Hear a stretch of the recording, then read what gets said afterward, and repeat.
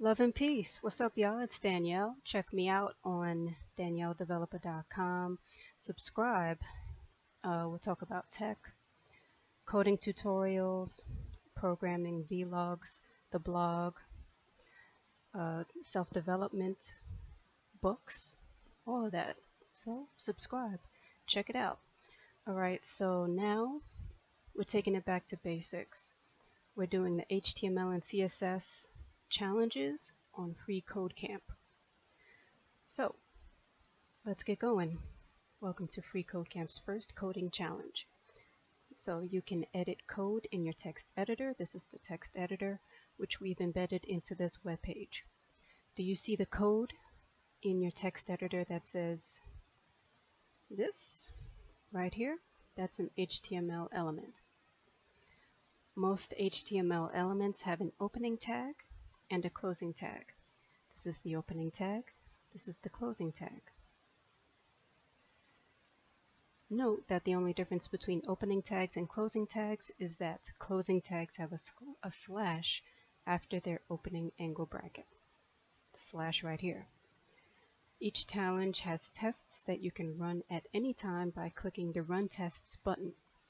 Once you get all tests passing, you can advance to the next challenge. To pass the test on this challenge, change your H1 elements text to say Hello World instead of Hello. Then click the Run Tests button. And this is pretty cool right here. It actually shows you the text showing up on the iPhone. So to get to the challenge, it says change your H1 elements text to say Hello World instead of Hello. So okay,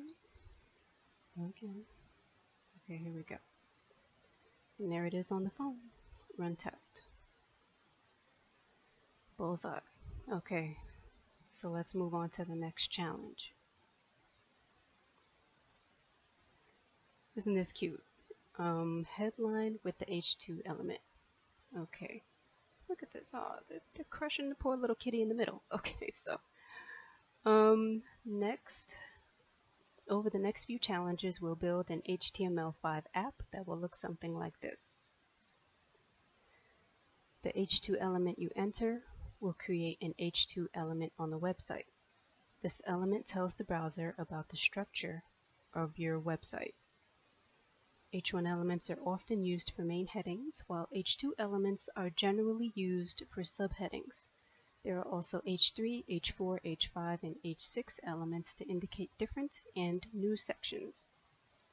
Add an H2 tag that says Cat Photo App to create a second HTML element below your Hello World H1 element. Okay, so we're just going to make an H2 tag, and the text is going to say Cat Photo App, and the closing tag, boom. All right, on to the next challenge.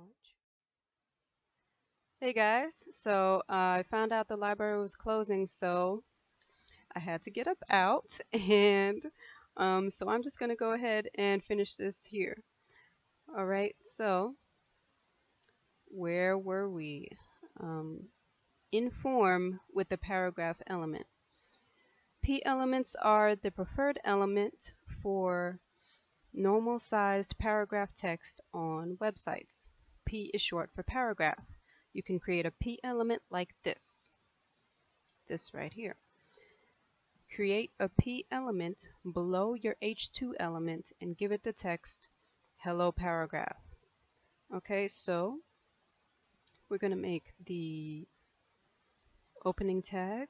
The text is going to say Hello Paragraph. And the closing tag. Okay, let's run the test and see how it appears on the iPhone on the right. Let's run the test, and it's good. All right, so let's move on to the next challenge. Uncomment HTML. Commenting is a way that you can leave comments within your code without affecting the code itself. Commenting is also a convenient way to make code inactive without having to delete it entirely. You can start a comment with this and end a comment with this. Okay, uncomment your H1, H2, and P elements. And if it's hard for you to tell, to start a comment, you have the bracket, aka the less than symbol, the exclamation mark, and a dash dash. And to end a comment, it's a dash, dash, and the other bracket, the more than symbol. Okay, so we are uncommenting it, so all we really need to do is to remove the comment syntax. So I removed it up top, removing it on the bottom, and now all of the code is visible. So now we run the test.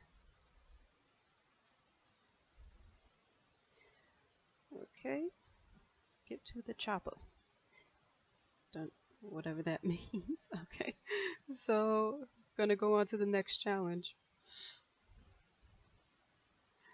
All right, comment out HTML. Remember that in order to start a comment, you need to use this, and to end a comment, you need to use this syntax. Here you need to end the comment before your H2 element begins. Comment out your H1 element and your P element, but leave your H2 element uncommented. So we're going to comment out this H1 element.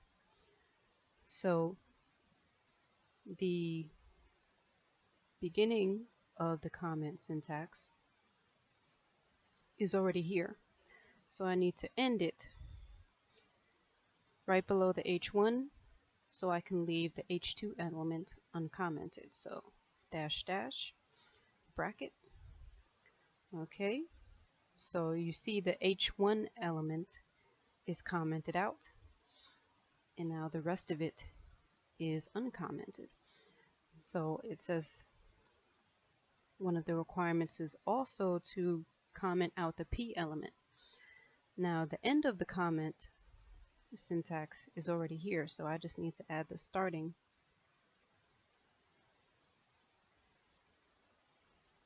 syntax of the comment, bracket, exclamation mark, dash dash, and now you see the P element is now commented out, and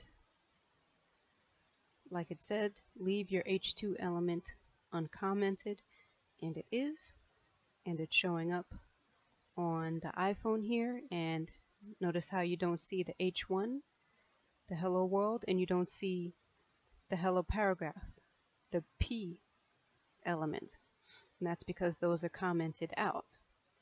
Those are now made not visible to the screen. So let's run the test, and it's good. All right, so that was the last challenge I'm going to do for this video. I'm going to continue doing the challenges, 5 challenges at a time in each video. This was the HTML and CSS, the first challenges. So now I'm going to move on to the next challenges. So that's it for this video. Once again, subscribe, like, check out more of the videos. I'm going to talk more tech, do more tutorials, do more vlogs, blog. Check out the blog at danielledeveloper.com. And I'm also going to read and review self-development books. So again, subscribe, and love and peace. See you in the next video.